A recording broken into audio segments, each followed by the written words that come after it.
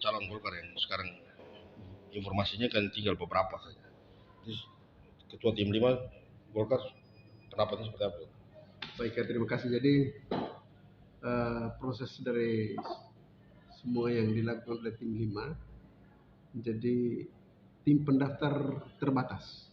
Jadi Tim 5 tentunya kami jadwal waktunya hanya 17, 18, 19, hanya 3 hari. Dan tentunya bagi kita setelah kita buka pendaftaran itu ada 5 calon bupati dan 2 calon wakil bupati yang sudah mendaftar. Sehingga dalam proses untuk penjaringan tentunya kami berdasar aturan dari DPP dan juga DPD 1 Partai Golkar.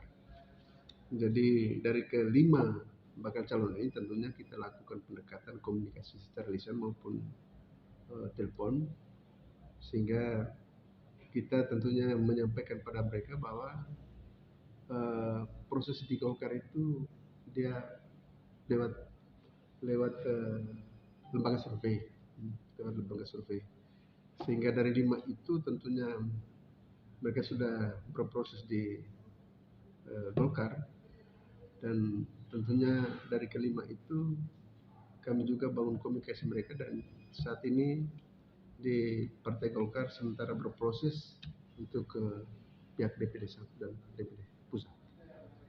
Berarti 5-5-nya masih tetap? Tidak, dari 5 orang itu kami sudah fokus kepada 1 orang, yaitu Pak Dr. Jimun, karena dia bersedia untuk disurvei, maka dia harus memenuhi ketentuan dari lembaga survei itu.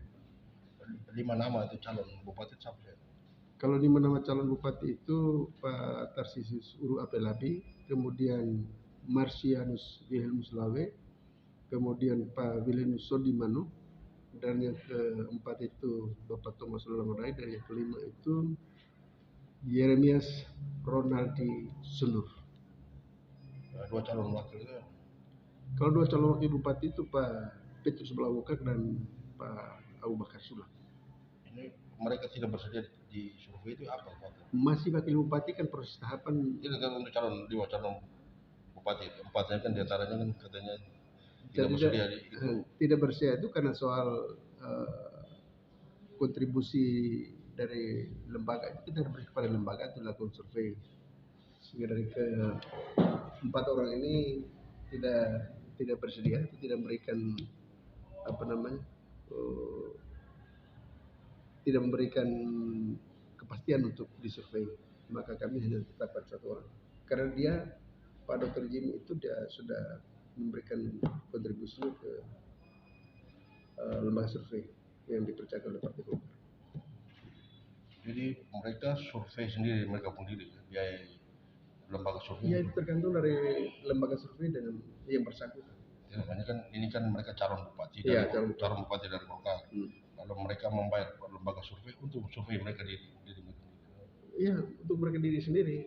Apakah ada pembanding atau tidak pembanding itu tergantung dari lembaga survei dan orang yang bersangkutan survei. Berarti informasi berkembang bahwa YDR akan daftar di Golkar tidak ada?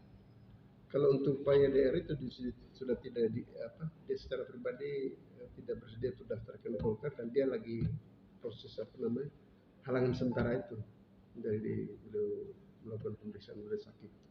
Jadi Golkar tidak? Dari Golkar tidak mencalonkan. Kita juga selalu berkonsultasi dengan dia, telepon dia, tetapi beliau sampaikan begitu. Jadi beliau tentunya tidak bersedia untuk mendaftarkan diri di Partai Golkar, dan tentunya dia tidak maju. Kontribusi Golkar yang besar ya.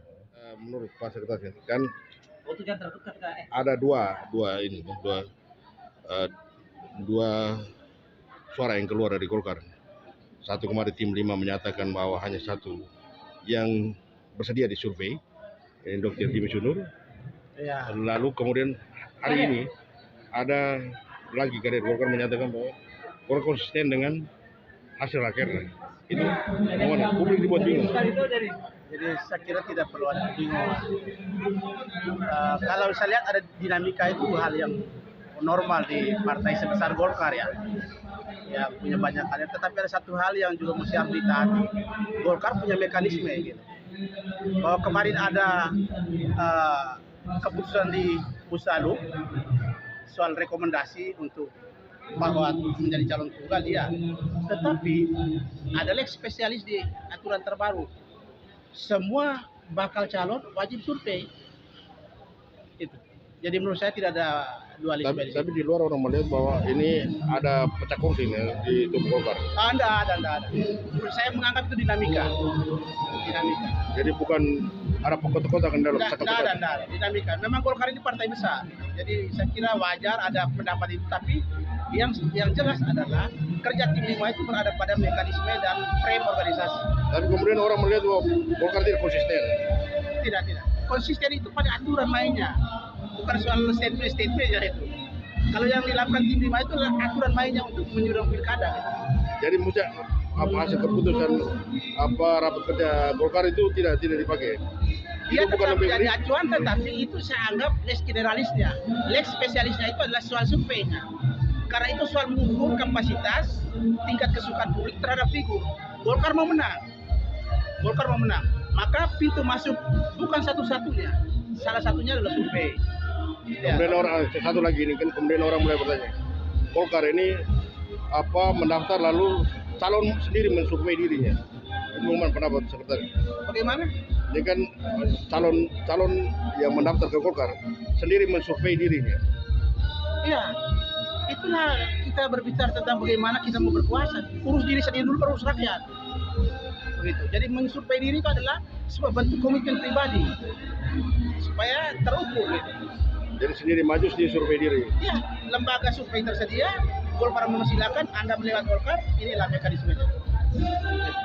Jadi tidak ada perpecahan dari untuk Golkar. Tidak ada perpecahan. Jadi Golkar solid untuk pilkada. Kalau itu dinamika biasa. Partai sebesar Golkar ya tidak ada. Retak-retak sedikit tidak apa-apa.